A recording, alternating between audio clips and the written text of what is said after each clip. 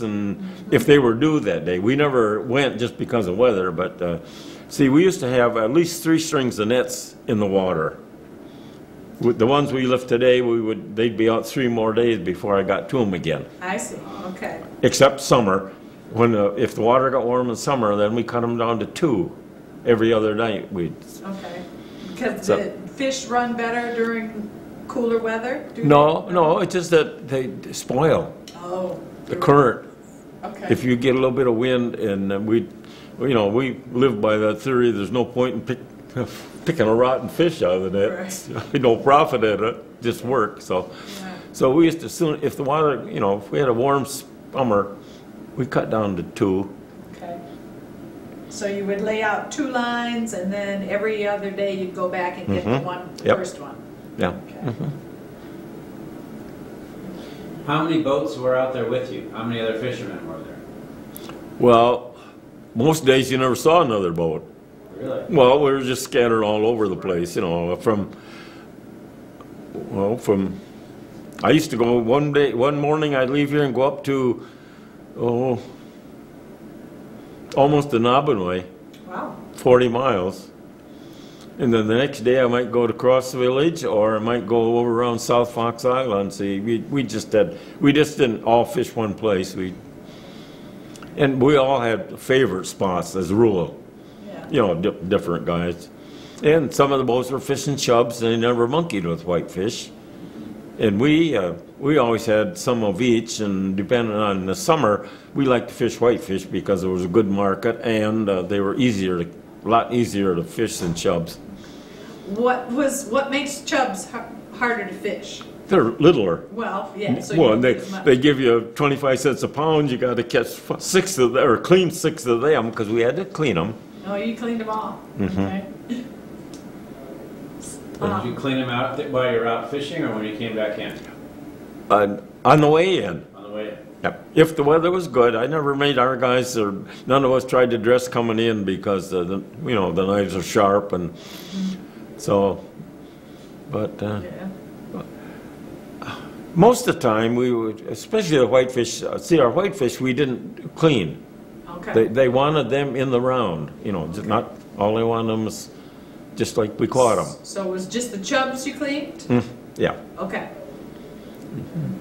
And So I perch. still didn't hear how many other fishermen. Were there 20 fishing boats here? Or? Well, I'm going to say the nearest I could figure out was about 13 boats fished out of here at one time. All right. And how many are doing it now? Well, there's one, I guess, down across, isn't that? See, it's an Indian boat. Right. That's the only one out of here now.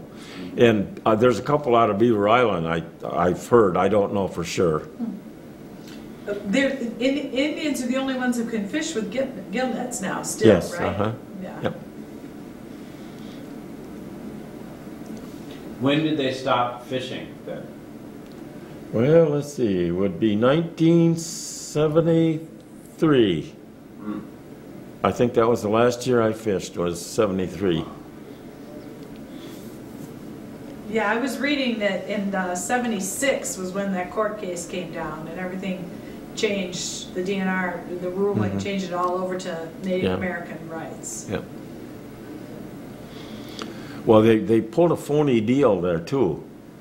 When I sold my boat to Ernie, he could have 6 trap nets, because that went with my license. And they said that they were going to let everybody fish trap nets, because trap nets is I don't know how to describe it. They dip the fish out of a big, it's something like this room on the bottom, covered with netting.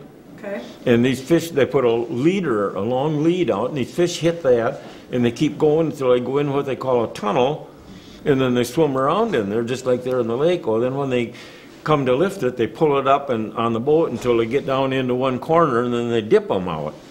Well, any lake trout they could let go, so the DNR said, well, you guys, white guys, can all have a trap net then. Okay. Well, then 2 years later, then they took the trap nets away from the white guys. Because Jackie, my cousin, they went ahead and built Well, they Trap net converted one of their boats into trap nets, and that only lasted 2 years. Well, Ralph Jr. Cross out there, they done the same thing. Okay. So they got kind of a bum deal there, Yeah. but the Indians now, there's quite a few of them are fishing trap nets now. Okay. In fact, they were supposed to. By now, no gill nets for them either. Right. But they haven't ever enforced it or anything, so I don't know about that. no. Well, it's kind of makes it kind of hard when you look, say, how come, well, I feel the same way about the casinos and stuff. I think that's, well, let's not get into that. Okay. Either, but, well, no, I think we're all Americans. We shouldn't be, so. At this stage of the game, yeah. Yeah, we are. okay, You're well. right about that. All right, now we'll go back to fishing. Okay. So you sport fish now, though, right? Oh, yeah, yeah. Are there a lot of sport fishermen out there?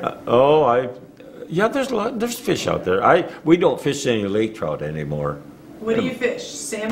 Perch. Nope, perch and whitefish. Wow. Well, I'm sure you won't tell me your favorite spot for perch. Oh, sure. Oh, will I you? fish out in front of your place quite a lot. Yeah. I've seen you out Yeah. there, yeah. Oyster Bay, I fish up there. We fish over at Loeb's Point. And lately, if you can get good weather, you can get them out here, but Being out off of Mount McSabbin, out off of North Point there? well, there's some there, but the biggest share were off of Medusa. Okay. Okay. And but I had a friend of mine. They got out twice this year in the fall. I don't know where they go in the summer, but they don't get many. Huh. But anyway, he said they were out there and they got 50 apiece 2 different times. He said, and they were big, those big ones. Yeah. I'd rather have a small one to eat myself. Yeah. But so, and then we do quite a lot of fishing out of Elk Rapids Okay. for whitefish. Okay. That's fun. That's really good sport. Do you take the boat down? Mm-mm. No, we drive down, launch the boat. We just use a 17-foot boat, Okay. and we just launch down there. Well, that's, Well, tell us a good fishing story from back when you were fishing. Well, let's see. One of the worst days probably was when the Bradley sank. I was lifting chub nets out here about 5 miles out, and we got halfway through, and I said, well, I couldn't keep the boat to the nets or anything, so we just put a buoy on and come on in. And it was pretty rough coming in, and we weren't out that far either. And that was when later on that night, I found out, early evening, the Bradley had sank. And that was probably one of one other time, I guess we came home from Cross Village, it was blowing pretty hard. We lifted up there, but that was my own fault too, because I had just a little longer to go, and we got almost to the end of that string of nets, and it was blowing hard, then southwest, and that's a long stretch.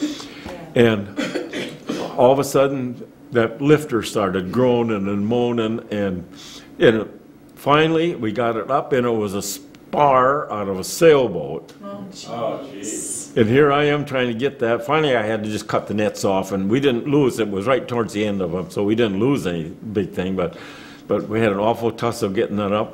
By that time, should have been home before that. Before that, yeah. Oh, in fact, I almost went into Harbor Springs Right. to get across the bay and then come up. Then it was all right after we got in, by Yeah. out By the shore. by the viaduct. I Yeah. used to come in about there and then come up the shore. It took longer to do it, but it was, yep. So what was the most unusual? Was that pulling up that spar from the sailboat the most Well- unusual thing you got, or do you have other unusual things that came Well, I can tell you one that's unusual. We just got done setting our nets back, started home, and here come a big cruiser it was coming from around Wabashank Lake, was coming down from Mackinac City somewhere. Okay. And they come up along, and of course, they're going 20 miles an hour, and they're waving and hollering. They had quite a few people, nice young girls there, and we get down. So we were just plodding along. We only ran about 10 miles, 11 miles an hour, and all of a sudden here we come into view with that boat, and they're hollering, hey, hey. Went up alongside him, he said, would you give us a tow? He said, we ran out of gas. Oh, So we towed him about halfway from Cross Village back down to the marina down here, so that was a good day for them. yeah, for them, that was a good day. Real lucky that you came along. Yeah. Jeez, Jake. Yeah. Did you save anybody else? Or is that your... Oh, 8 or 9 times we took boats into Cross Village. They had a break wall there, and you could get behind the break wall. It wasn't named Marina or anything, but they'd come up by us, and we'd tell them to wait a minute till we got we had to get the nets lifted. Yeah. Once we got them lifted, then they could run alongside of us, and we'd break the wall, and a lot of them didn't know there was a break wall in there, see. Yeah. In fact, my Uncle Ralph bought a home up there, and they used to, in the summer, he always laid his boat up there, and 3 summers, we drove back and forth, because we were fishing 2 days up there anyway, so we'd just drive up in the morning and lift.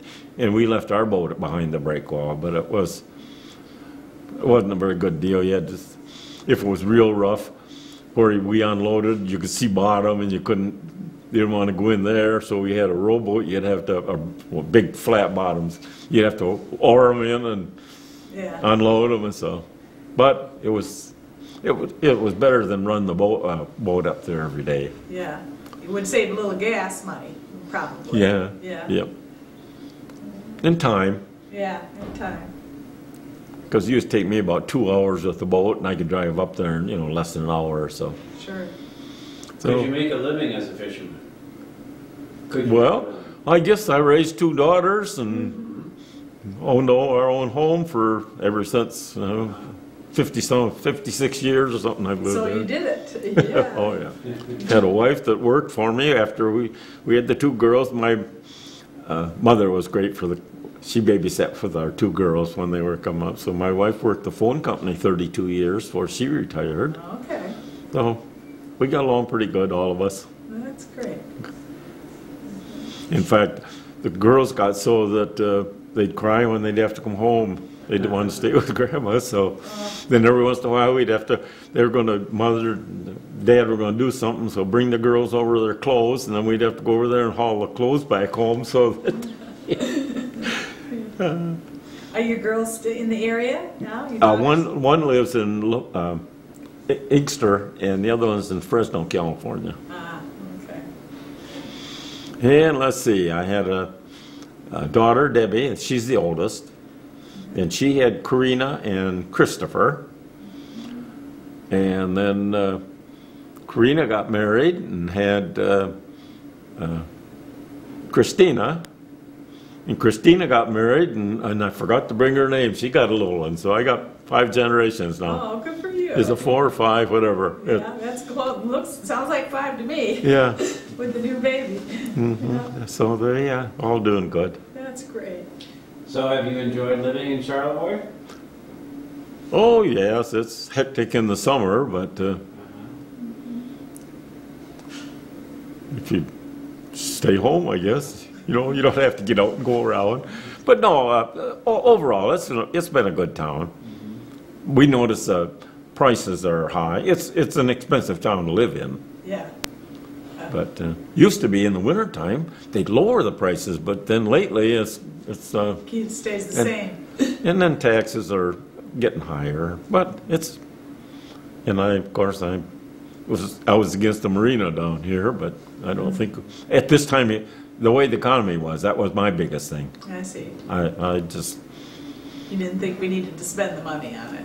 Oh, that fountain, that's getting the best of me too. That, but there's so many things that need to be, people that need help right now and stuff like that, and yet big grants come out of the government.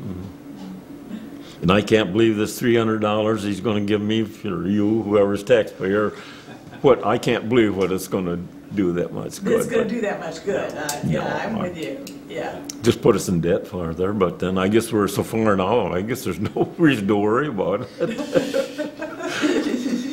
Well, we could go on a long time about politics. A billion now and then. So, Oh, jeez. So you were in the Navy, did you do some things here in the Great Lakes too?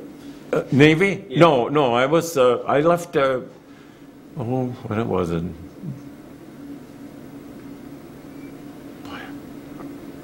June of 43, I think. And I didn't come back until October 45, and I was in the Pacific. I'm halfway around the world, I guess. I don't know how many times, but I was one of those guys that every time I'd say, well, to my commanding officer, I'd say, well, you know, it's about time for me. Well, as soon as we get a replacement, you're going to go. And that, from the time I went till I come back, I Never got a replacement. Nope. And I was all scheduled to go to the Philippines for 2 weeks. And Australia. Australia, for a furlough or something. Yep, Yeah. yep. And the night before, they secured me and says, you're headed for the Philippines tomorrow. Oh, jeez. So that was the end of that. That was my furlough went pot. Yeah. I was in New Guinea at that time. Okay. And what kind of ship were you on? I was a landing craft, and I went wherever they needed me. Most of mine was on transports. Okay. And a lot of them were Marine, a lot of Marine troops. Mm-hmm. Put them ashore. Put them ashore, yeah. So did your fishing help you on that? Oh, yeah. Oh. Well, I'd been around the water. You're on boats forever. Well, my dad, you know, like I said, was down around the water when Grandpa and them were there, and then my dad had the marina, so You were pretty comfortable on the Oh, yeah. Navy, Yeah. yeah. Yep. Did you enlist? Yeah. Yeah. Yep. So you could have a choice. Yeah. Mm-hmm. So then as soon as I I went to Detroit to, well, it was Christmas time. Just before Christmas, I had a letter to come back to go to Detroit. And they sent me to Great Lakes, and then they sent me right on out to the Quantico Air Base in Providence. Okay. That's where it was a Marine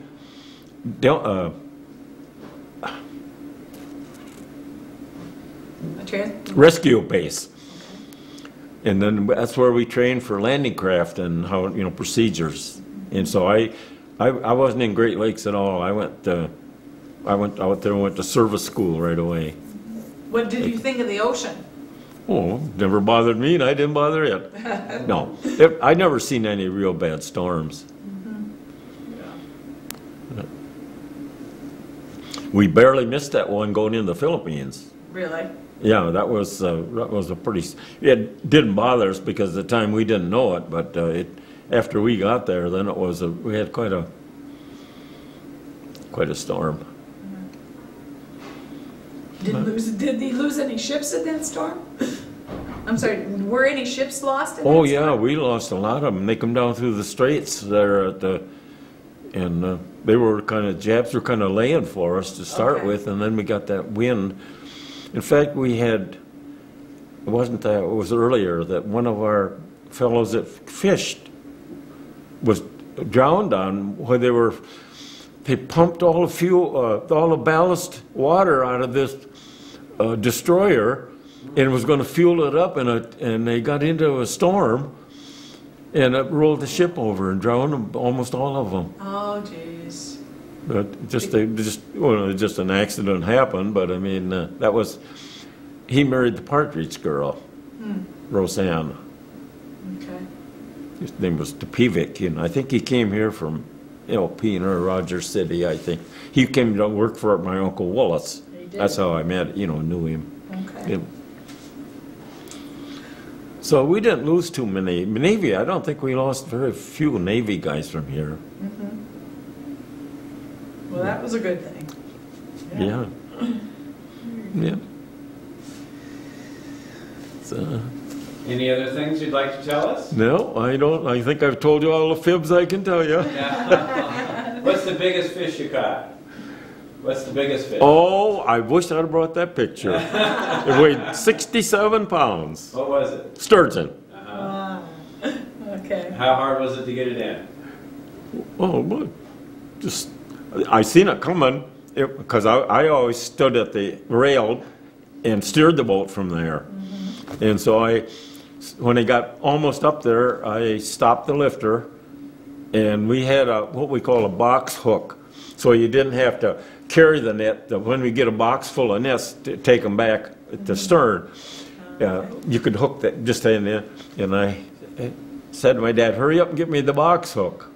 So he went and got it for me, and I hooked that in his gills because he would have ripped the nets up. Yeah. But the biggest one I lost was as big as me.